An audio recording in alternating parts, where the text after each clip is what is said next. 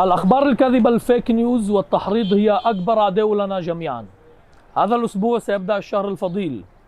طيلة الشهر الفضيل من المتوقع وصول عشرات الآلاف من المصلين والزوار على مدار يومي إلى منطقة البلدة القديمة في أورشليم القدس، وسينتقل الكثير منهم إلى هنا من ورائي من باب العمود للصلوات والاحتفال بمراسم العيد.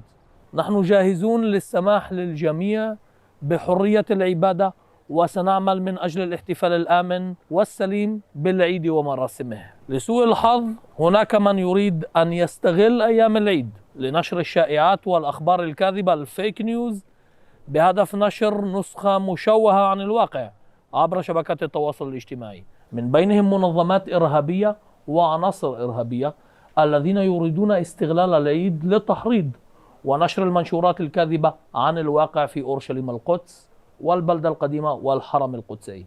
لقد رأينا في رمضان الماضي وفي أوقات أخرى على مدار العام حفنة من الشباب، بعضهم بالفعل أطفال، كيف تأثروا بنفس التحريض الذي دفعهم إلى تدنيس الأماكن المقدسة.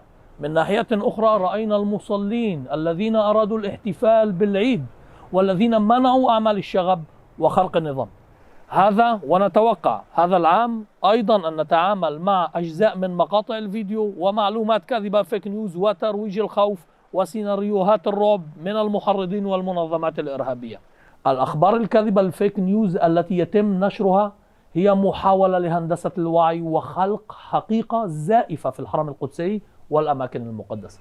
سيقولون لك أن هناك تهديدا للأماكن المقدسة، سيخبرونك أنه لا يسمح للناس بحضور الصلاة، وسوف يعرضون لك رسومات بشعارات منفصلة عن الواقع. فعلا لا يوجد أي تغيير في النظم المتبعة في الحرم القدسي والأماكن المقدسة بما في ذلك خلال الشهر الفضيل، وليس هناك أي تهديد للأماكن المقدسة. نحن نعمل على ضمان حرية العبادة لكل شخص ولضمان سريان الطقوس الدينية والصلوات ومراسم العيد بشكل آمن، وسنعمل على الحفاظ على الأمن والنظام العام في أورشليم القدس وفي كل مكان آخر من أجل عامة الجمهور، مسلمين ويهود ومسيحيين.